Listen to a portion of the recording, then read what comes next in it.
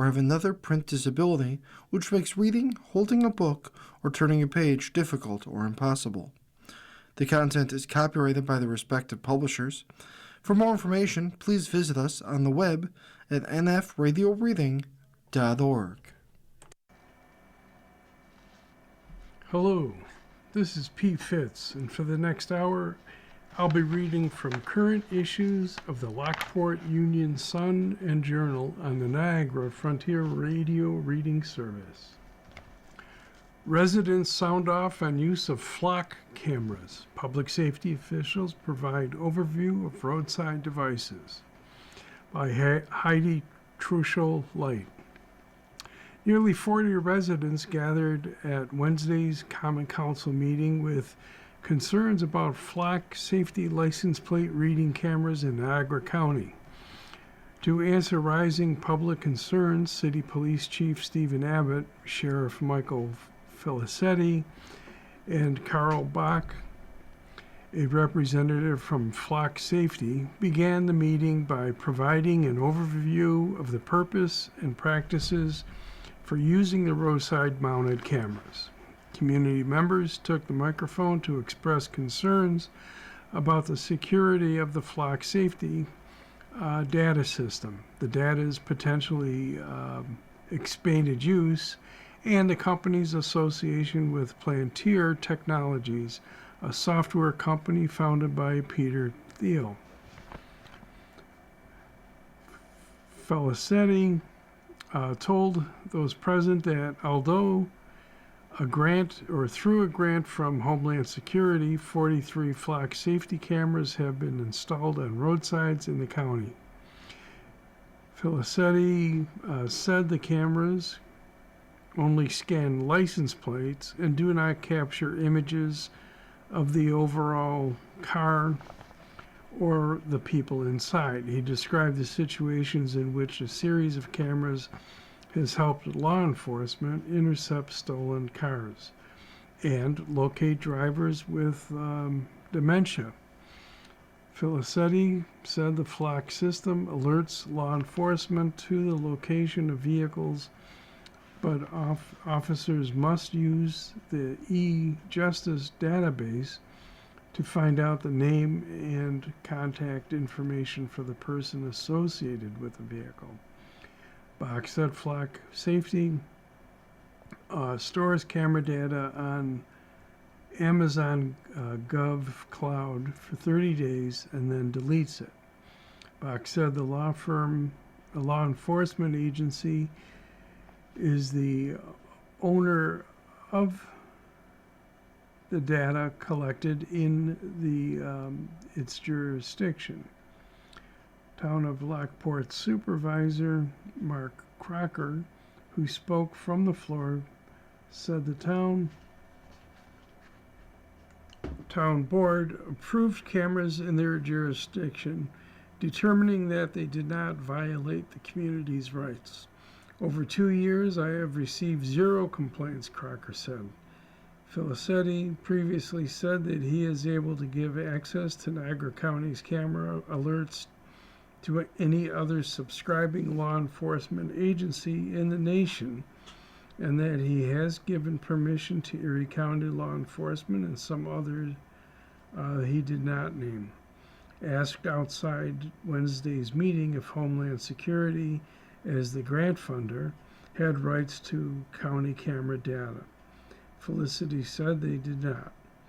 He also said he had turned on the system's federal sharing option for the county to benefit from assistance of the Federal Bureau of Investigation, but he wasn't aware of Homeland Security having access that way.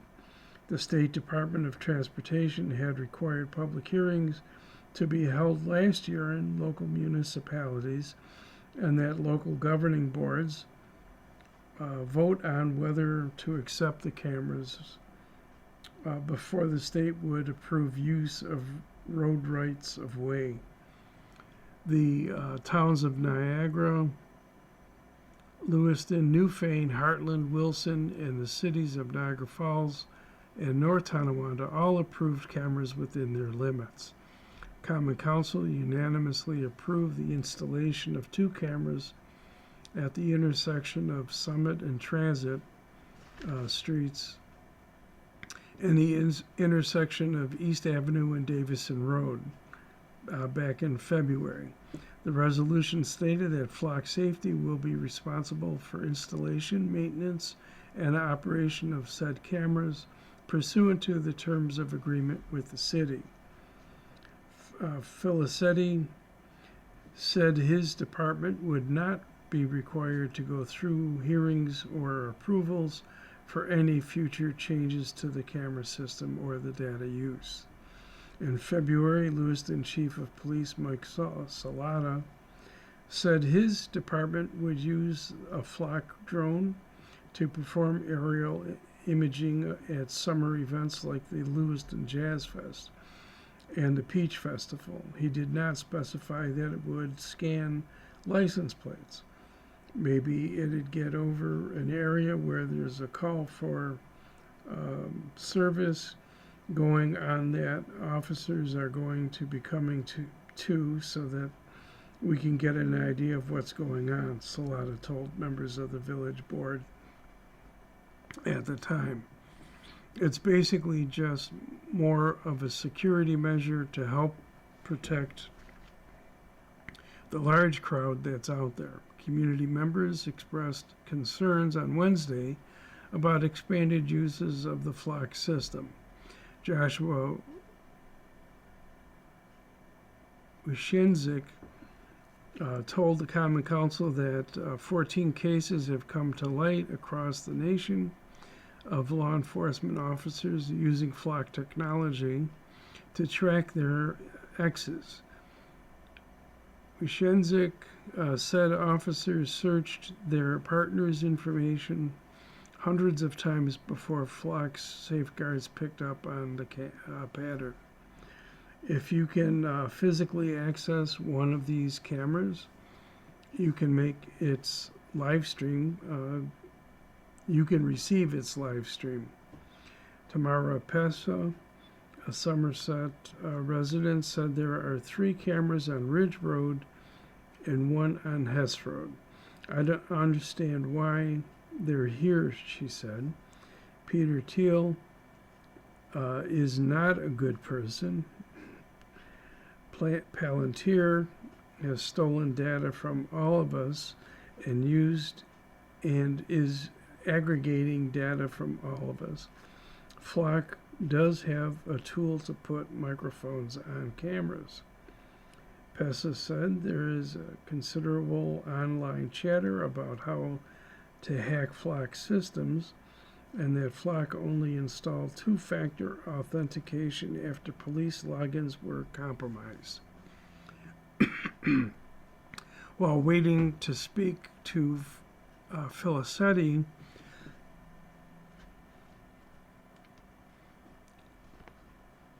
and Abbott, former Mayor Michelle Roman, said she had concerns about Flock Safety's leadership. They have admitted that they lied to communities, Roman said of the company.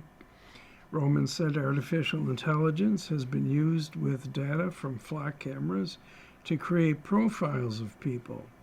She said once a profile exists, it's hard to prove the opposite. Josh Granville called the Flock camera system illegal data harvesting and said this is nothing but a foot in the door toward greater surveillance. Dave Mangiello said the introduction of Flock cameras on roadsides has the public slowly being trained to accept additional government presence in their lives.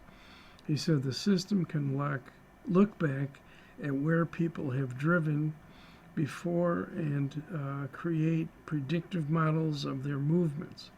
While the system was installed as a tool against crime, Mangiello said it can also be used to flag vehicles with expired registrations. This is only for criminals. Then later it expands, Mangiello said. We do not have to give up liberty because someone said safety.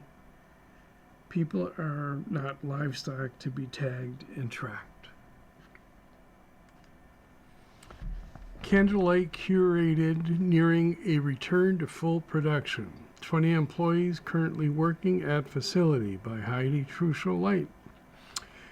Nearly 20 employees have begun working at Candlelight Curated, and hiring continues at the new company formed after purchasing Candlelight Cabinetry at 24 Michigan Street. According to John Ebel, Chief Operating Officer of Candlelight Curated, the company expects to operate at full production in several weeks. We're hiring people on as we can utilize them, Ebel said. We're assessing all the processes and ordering cycles to see where we put people in place. We're trying to be very methodical about this. We have to be good custodians of the money. Ebel said the new company has hired managers who can get production lines running and fill other positions. We have a pretty good pool of applicants. When announcing the start of Candlelight Curated Incorporated a month ago, CEO Peter DeMacco said that as a brand new company, no one had been hired yet, and all interested workers would need to apply. Positions are posted at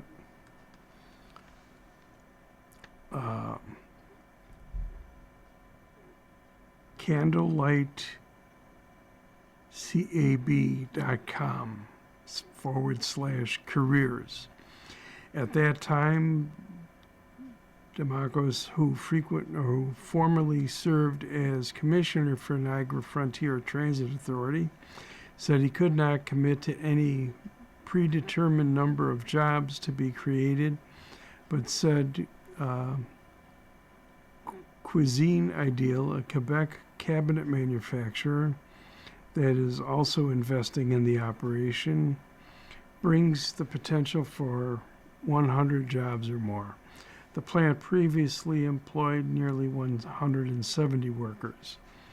The opportunities for this company are even better with Cuisine Ideal, DeMarco said. We are in this for the long term. I was attracted to the reputation of the company, which distributes products across the East Coast. It would have been a shame to have lost this. For the past 11 plus weeks, we've been working day and night to make this happen. This was an international team effort. Cuisine Ideal will provide executive leadership and manufacturing expertise. Ebel said Wednesday that former Candlelight Cabinetry managers Ben Garns, Paul Biter, and Josh Wilson have joined the new company. Candlelight Curated is making the same product lines as the previous company, Ebel said. When we acquired the business, we acquired the previous catalog, he said. That still stands as the catalog for Candlelight Curated. We have all the equipment and software. We've been getting orders from all around the previous Candlelight Cabinetry footprint, he said, which includes the eastern U.S. and some Midwest locations. We partner with dealers. They're dealers like Kitchen World and Clarence, and they're the type of customers that we have. Things are looking good. From the opinions page, Our View, take the time to get data centers right. State legislators are moving in the right direction by approving a one-year data center moratorium, which is now headed to Governor Kathy Hochul for review. The state Senate and Assembly each passed the Responsible Data Center Development Act on the last day of the scheduled session, which was on June 4th. The legislation would pause construction of data centers with 20 megawatts or more peak usage for 1 year, while state agencies study their effects on electricity consumption, environmental resources, and public subsidies. But Hochul has expressed apprehension about a statewide data center moratorium. This is a local decision for municipalities. It's land use, which is the purview of the local governments. Politicos and E&E News reported Hochul telling reporters it's not a statewide approach necessarily, but it's something I'm looking at intensely. We urge Hochul to sign the bill. It's not a rejection of data centers, but a recognition that technological advancement should not outpace public understanding or environmental responsibility. In fact, government should take a deliberate approach when confronted with a rapidly expanding industry like data centers, which could reshape our local communities and place new demands on electric and water infrastructure. For years, most people rarely thought about where their emails, photos, online documents, and website contents were actually stored. We know there is no cloud. Our data and web services are stored on servers in data centers around the country. And in reality, every search, every uploaded file, and every AI-generated piece of content depends on servers housed in data centers, which require land, electricity, water, and maintenance. The rise of artificial intelligence services has brought these facilities into public view because AI systems have dramatically higher computing demands. It's been since the release and proliferation of AI generation services that data centers have come to the forefront of public conversation, given their mass consumption of resources. As companies build larger and more powerful systems, people are being asked to accommodate enormous facilities in their communities that can consume as much electricity as small cities. The questions raised by data center growth are serious. How much strain will any data centers place on New York's electrical grid? What are the environmental consequences of increased energy consumption? And what use? And water use, How many permanent jobs do these facilities actually create once construction is complete? And how should local people participate in decisions that could alter their landscapes for decades?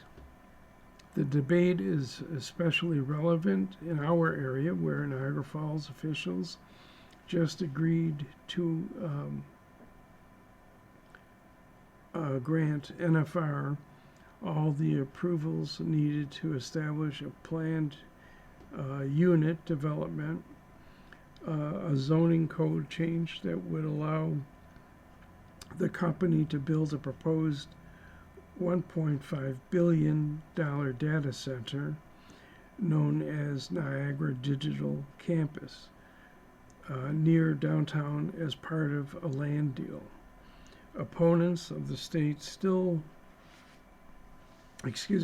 bill in the legislature have argued that land use decisions should remain solely in the hands of local government. Local input is essential, but local officials should not be forced to evaluate billion-dollar industries without the benefit of comprehensive state research. Technology undoubtedly brings benefits. We depend on digital services at home, work, and school, and few people are probably willing to abandon the conveniences they provide. But that convenience always carries costs. Too often the costs remain hidden until after the decisions have been made. The challenge facing lawmakers is not whether technology should advance, because it has and will continue to. The challenge is whether we as consumers understand the consequences of that advancement. New York has an opportunity to take a thoughtful approach to one-year moratorium is a reasonable request. Hochul should sign the bill. U.S. households stung by inflation. Washington, by the Associated Press. Rising gas prices pushed inflation to its highest level in 3 years last month, a headache for the Federal Reserve and a potential political challenge for the Trump administration as midterm elections near. Consumer prices rose 4.2% in May from a year earlier, the Labor Department said Wednesday, up from 3.8% in April, and the third straight monthly increase. On a monthly basis, prices rose 0.5% last month after big gains of 0.6% in April and 0.9% in March. Prices have now risen faster than wages for several months, pressuring many Americans' finances and causing consumers to take a decidedly dim view of the economy. Families are dipping into savings to maintain their spending, and more people are falling behind on their credit card bills. Large retailers say they have also noticed changes in consumer behavior, like buying smaller amounts of gas during visits to the pump. Inflation is now well above the Federal Reserve's 2.8%, or 2% rather, target, which has surpassed for more than 5 years. New Fed Chair Kevin Warsh will preside over his first policy meeting next week, when the central bank is expected to keep its key interest rate unchanged. But the Fed is also likely to change the statement it issues after each meeting to remove a suggestion that its next move could be to lower rates. With inflation proving stubborn, financial markets expect the Fed could instead raise rates by the end of the year. When the Fed lifts rates over time, it can make mortgages, auto loans, and business borrowing more expensive. Outside energy costs, price increases last month. Oh dear.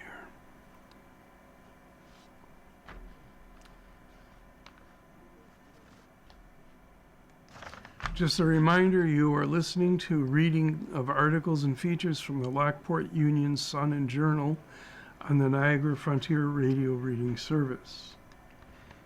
Outside energy costs, price increases last month were not as dramatic, a sign that sharply higher inflation hasn't yet spread throughout the economy. Should the Iran war end, which it perhaps has, and oil and gas prices decline, headline inflation could begin to cool. Gas prices have fallen this month, though they remain elevated.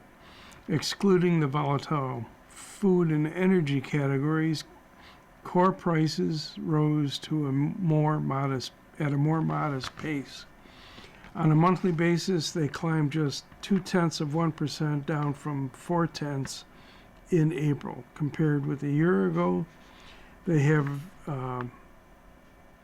risen 2.9%, up from 2.8 in April. President Trump praised the inflation report in comments to reporters Wednesday, saying, "The numbers were great and I love it." He said the inflation data was good because it showed energy prices were a huge driver of rising costs. The government said They accounted for more than 60% of the monthly increase, and he suggested inflation would ease as soon as the war is over. However, the U.S. launched more airstrikes against Iran on Wednesday, and Trump said more were coming as Tehran fired back at countries in the region. Crude prices shot back above $90 dollars a barrel on the violent exchange of fire. Still, many goods and services rose in price last month. Clothing costs increased 0.3% and are 4.8% more expensive than a year ago. Airline fares pushed higher by pricier jet fuel jumped 2.7% just in May and are nearly 27% higher than a year ago. Electricity prices rose 0.6% in May and are up 5.9% over the past year. Men's Health by the Decades. It's Never Too Early to Take Charge of Your Health by Scott Robinson. June is Men's Health Month, a time to encourage men to take a proactive approach to their health and well-being. While many health conditions can develop quietly over time, routine screenings, healthy choices, and regular conversations with primary care providers can help identify concerns early and improve long-term health outcomes. No matter one's age, preventative care is important. Understanding the recommended screenings and healthy habits for each decade can help men stay healthy and active for years to come. Ages 18 to 29, building a strong foundation. Young adulthood is the ideal time to establish healthy habits and create a routine for years to come. Even if you feel healthy, annual physical exams are important for monitoring overall wellness and identifying potential concerns early. Recommended screenings during this decade include regular blood pressure checks, cholesterol screening as recommended by your provider, STD screenings or STI, sexually transmitted infection screenings, when appropriate, and mental health evaluations. Health habits should focus on regular physical activity, including both cardiovascular exercise, strength training, maintaining a balanced diet, avoiding tobacco and vaping products, limiting alcohol consumption, and practicing safe sex are also important. Developing healthy ways to manage stress and support mental health can have lasting benefits throughout adulthood. 30 to 39, prioritizing heart health. Responsibility might be expanding and increasing the demands centered on the career, family, and finances can make it easy to put personal health on the back burner. Annual physical exams should continue, along with yearly blood pressure checks and cholesterol screening as recommended. Men who are overweight or have risk factors may also need diabetes screening. The decade is an important time for focus on cardiovascular health through regular exercise and nutritious eating habits. Maintaining muscle mass, prioritizing quality sleep, and addressing signs of stress, anxiety, or burnout can help prevent health issues later in life. Continuing to avoid tobacco products, limiting alcohol consumption remain key factors in long-term wellness. If you would wish to hear the remainder of this article, it goes through the 70s and beyond. Contact Niagara Frontier Radio Reading Service at 716-821-5555. And someone will gladly read the article to you. You are listening to a reading of articles and features from the Lockport Union-Sun Journal on the Niagara Frontier Radio Reading Service. Election Protection Hotline opened ahead of primary elections. We will be available during early voting period. State Attorney General Letitia James has announced that the Office of the Attorney General will make its Election Protection Hotline available for the June 23rd primary election and during the early voting period, which runs through June 21st.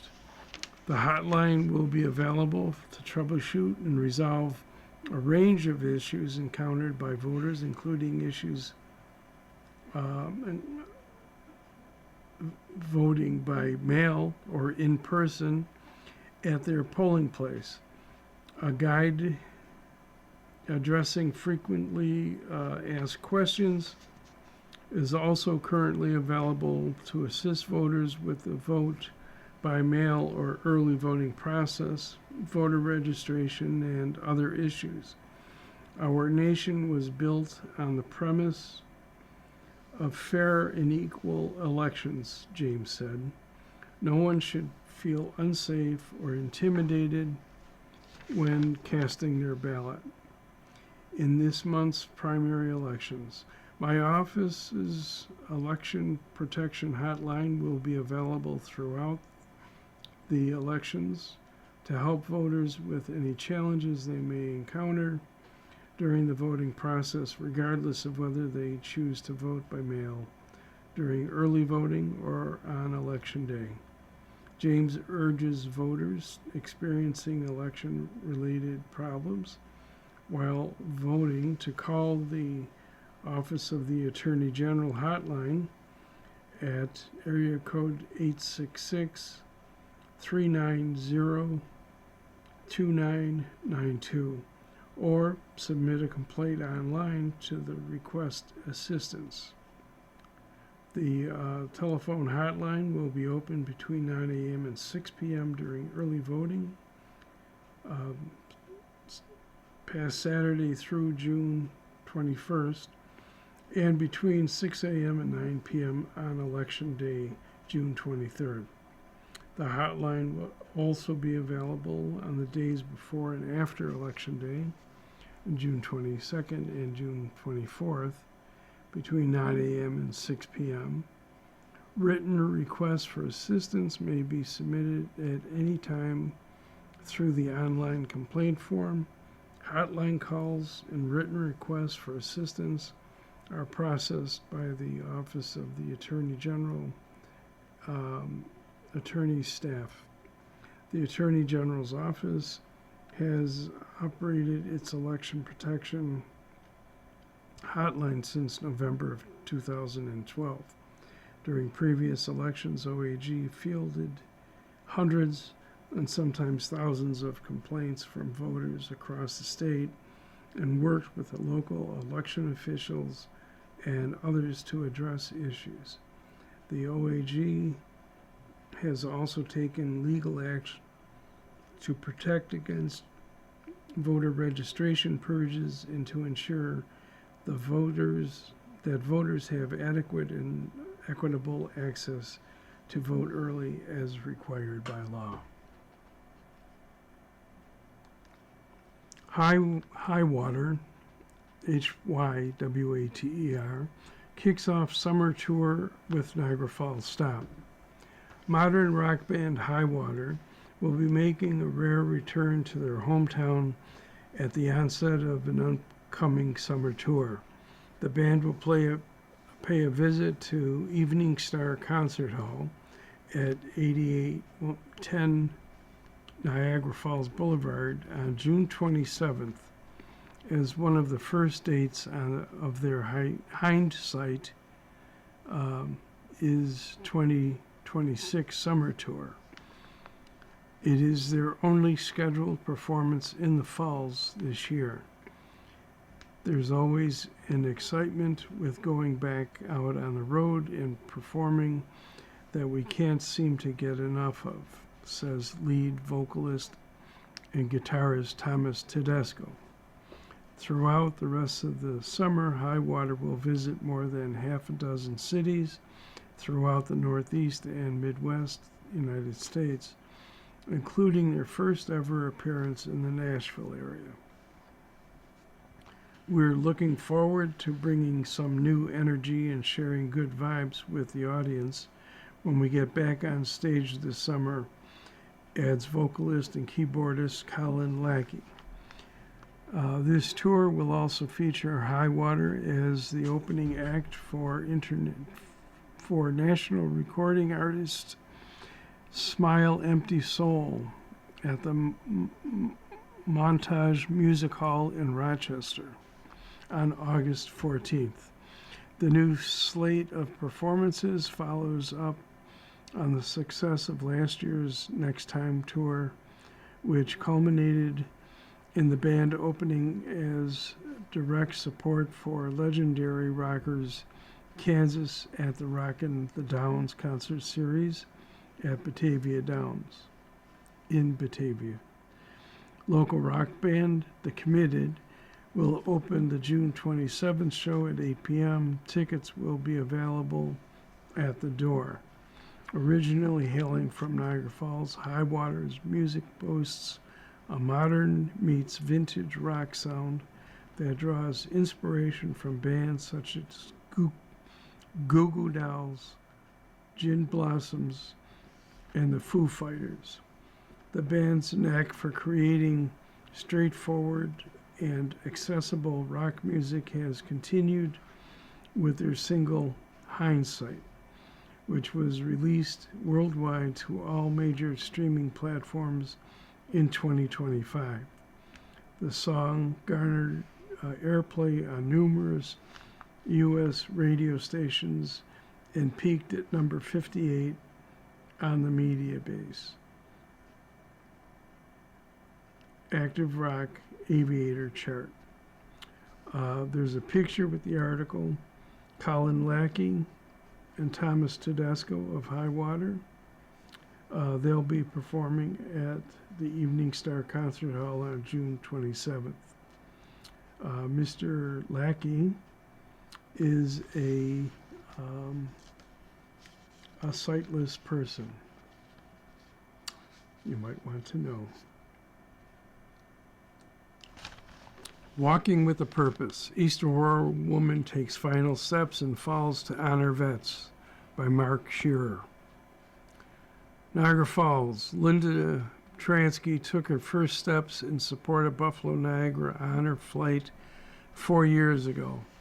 The East Aurora resident started walking to raise awareness and funds for the organization after its members helped her grandfather, a World War II veteran and double Purple Heart recipient, improve the way he dealt with his lingering feelings about the impact his years of service had on him. He went on the trip and he came back willing to have some therapy at the VA and take part in some therapy, Transky said. It really changed his life after that flight. I thought if it could do that for my grandfather, maybe it could help other veterans realize they are not alone. Buffalo Niagara Honor Flight is the local chapter of a national all-volunteer nonprofit organization that provides veterans of World War II and the Korean and Vietnam Wars with all expenses paid trips to Washington, D.C., where they can view monuments erected in their honor. Transky has honored her grandfather in the work of the organization each of the past 4 years while raising money as part of an honor flight benefit walk. She completed her most recent journey, a 138-mile trek that started on Sunday in Bradford, Pennsylvania, by taking her final steps in the benefit at Niagara Falls Veterans Memorial Park in Hyde Park. This year's walk had added importance as it happened the same year the local Honor Flight chapter celebrated its 10th year of service, and in a year when the United States of America is gearing up to celebrate its 250th anniversary. Transky said she managed to complete this year's benefit walk at a pace of between 25 and 30 miles per day, stopping along the way to talk with veterans and others who turned out to greet her. Transky said she was also able to connect with a lot of school students, an experience she described as her favorite part of the journey. I loved it, she said. I loved meeting with the people in each town, Springville, Holland, Arcade, all of those southern tier towns. A group of residents, many of them carrying American flags or wearing patriotic t-shirts or hats, greeted Transky when she arrived in Niagara Falls on the last leg of the benefit walk. Dr. Kristen Jacobson, a Falls chiropractor who helps run the local veterans support group Hands Healing Heroes, attended Friday's event to congratulate Transky on another successful walk and to show her appreciation for her work in assisting the Honor Flight program. It's just a really, really amazing charity, Jacobson said. It changes lives. It gives people kind of peace at the end of their journey, if you will. Donations supporting Buffalo Niagara Honor Flight through Transky's benefit walk are still being accepted by visiting Transky's Facebook page and scanning the Honor Flight Venmo code, or by sending checks to Buffalo Niagara Honor Flight, P.O. Box 426, Clarence, New York 14031. Donors are asked to include Linda Transky's name in the notes section of their checks. Niagara County held a women's suffrage convention in 1870. This is the Niagara Discoveries by Anne Marie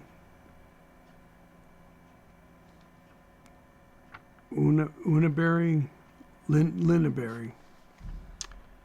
Last week, this column examined the life of Belva Lockwood, the town of Royalton resident who was the first woman to argue a case before the Supreme Court, the U.S. Supreme Court, and run for the U.S. presidency twice. She died on May 19, 1917, at the age of 86, less than 6 months before the male voters of New York State approved an amendment to the New York State Constitution in November of that year, granting women the right to vote in New York and local elections, New York State and local elections. Although Belva Lockwood is well known in Niagara County for her role in promoting women's rights, there were many unsung heroes and countless unnamed suffragists who worked tirelessly behind the scenes to achieve this goal. The year of 1869 was a pivotal one in the history of women's suffrage in the United States. After working very closely for over 20 years since the first Women's Rights Convention in Seneca Falls in 1848, the proponents of abolition and women's suffrage split that year over the proposed 15th Amendment, giving 2 million newly freed African American men the right to vote before 15 million white women. This split created two rival organizations within the women's suffrage movement. The first was the National Women's Suffrage Association, or NWSA, was led by Susan B. Anthony and Elizabeth Cady Stanton. The second, the American Women's Suffrage Association, AWSA, was led by Lucy Stone and Julia Ward Howe. Both organizations continued to campaign for women's suffrage, but NWSA's platform was broader and sought other rights for women, including property, divorce, child custody, and equal pay for equal work. Just a reminder, you are listening to a reading of articles and features from Lockport Union-Sun Journal on the Niagara Frontier Radio Reading Service. Their membership was almost exclusively women. AWSA's focus was mainly on women's suffrage, with men and African Americans among their ranks. It would be more than 20 years in 1890 before the two groups finally merged again to form the National American Women's Suffrage Association. In May of 1870, two separate meetings were held in New York City in two different halls, as each organization prepared to move ahead independently of each other. The NWSA met at Apollo Hall, where Mrs. Lockwood of Washington read a resolution enacting that all public offices should be thrown open to women, and that all examinations for positions in the civil service should be open to either sex. At Steinway Hall, the AWSA heard Henry Ward Beecher predict that in 15 years hence, it would seem strange that the rights of women to suffrage had been denied. He did not realize it would be almost 50 years before this became law.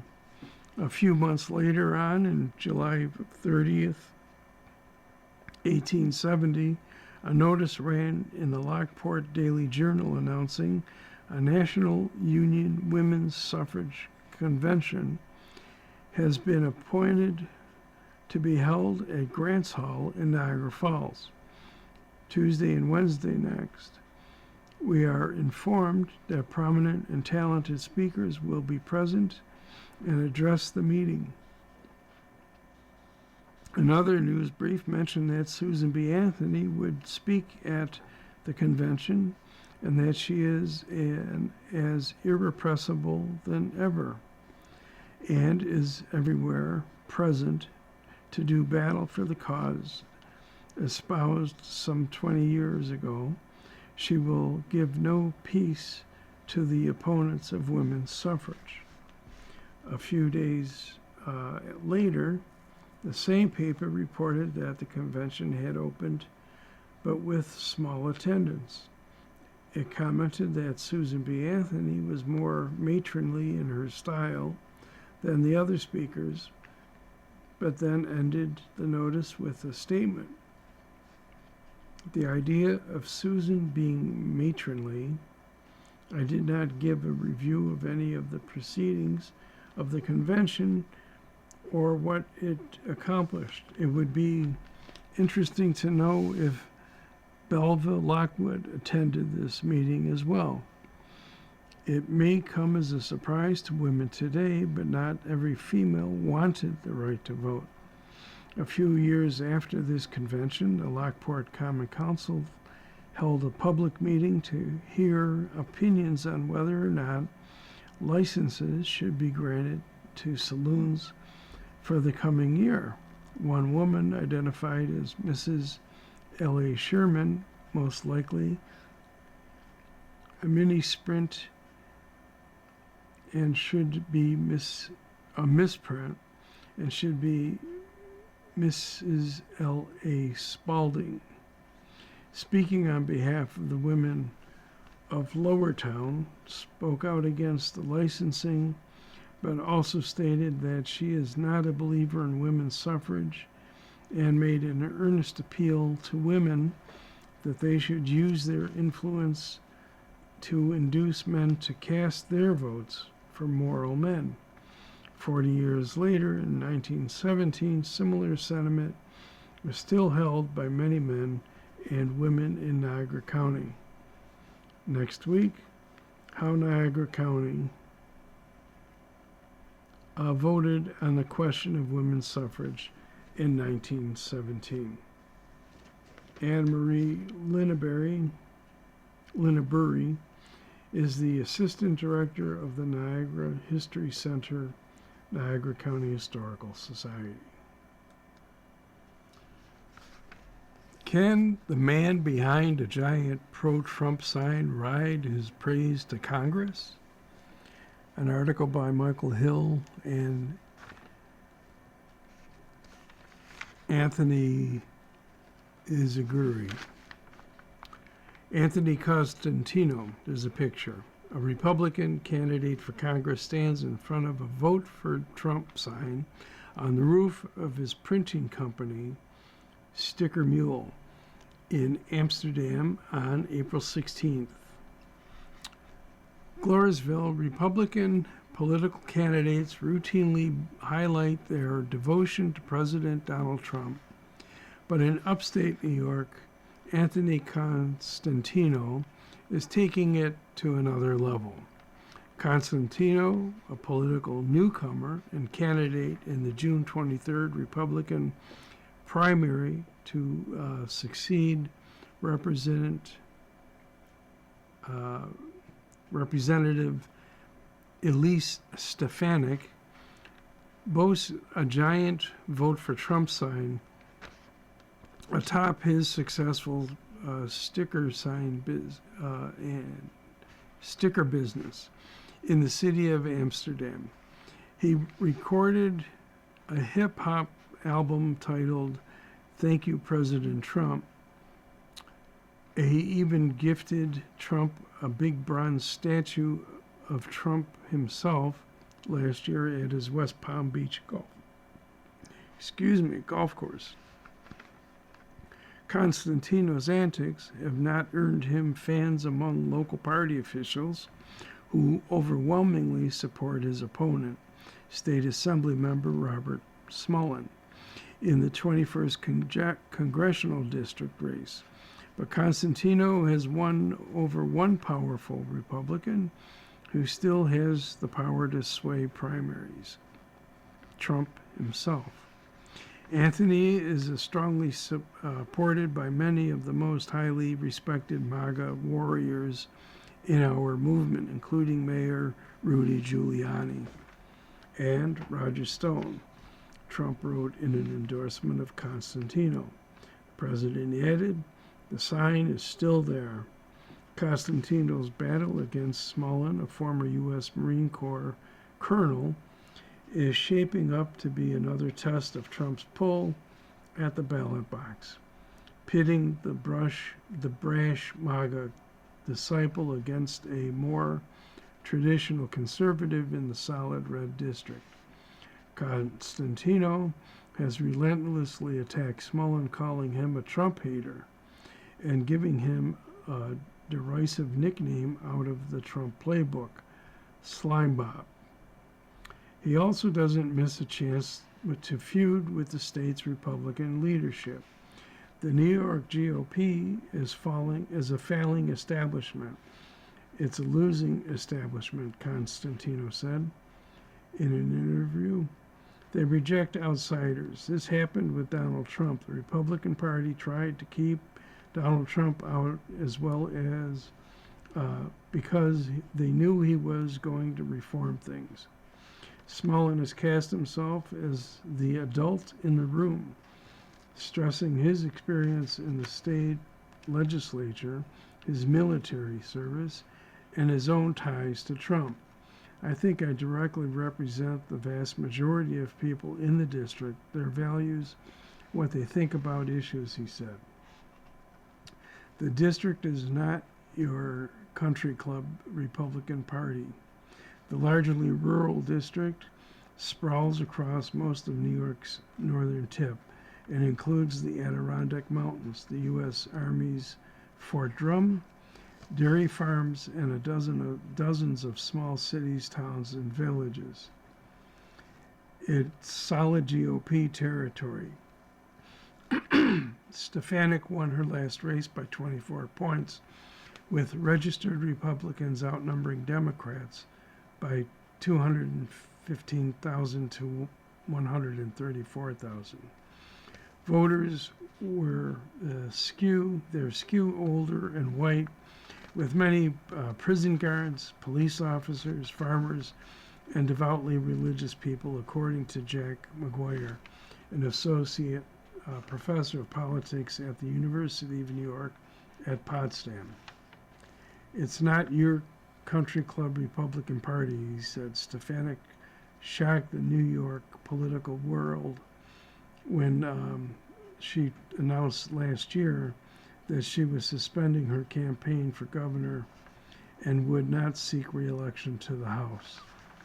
Her decision came after she didn't get full-throated support from Trump in the governor's race, and it followed an episode where Trump withdrew her nomination to be his ambassador to the United Nations over concerns about Republicans' threadbare majority in the House.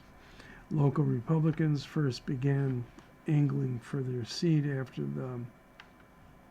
after she was tapped ahead the United Nations, only to begin circling again when she launched her run for governor, a clash of candidates and styles. Smolin, who represents parts of the district in the state assembly, is running a traditional campaign, chatting up voters at volunteer firehouses and community events. He highlights a 24-year military career that include 3 tours in Afghanistan, a combat experience, along with more than 7 years in the state legislature. His 2018 appointment by Trump to serve in the White House Fellows Program, along with attending both of Trump's inaugurations, was a go-to line when Constantino moved to cast himself as the Trump candidate during the debate.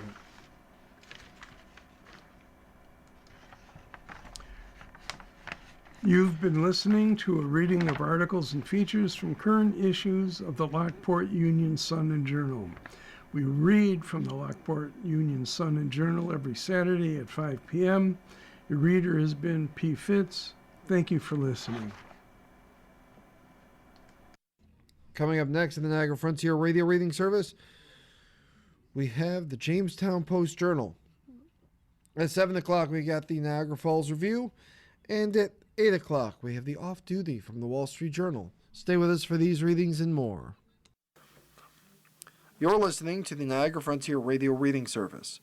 Radio readers broadcast daily readings 24 hours a day of newspapers, magazines, and books to area people who are blind or have a print disability, who are provided reading radios. Our broadcast signal is provided at no charge by WNED. Radio reading broadcasts throughout the city of Buffalo, Western New York, and Southern Ontario's Niagara Peninsula. For more information on the Niagara Frontier Radio Reading Service, call us at 716-821-5555.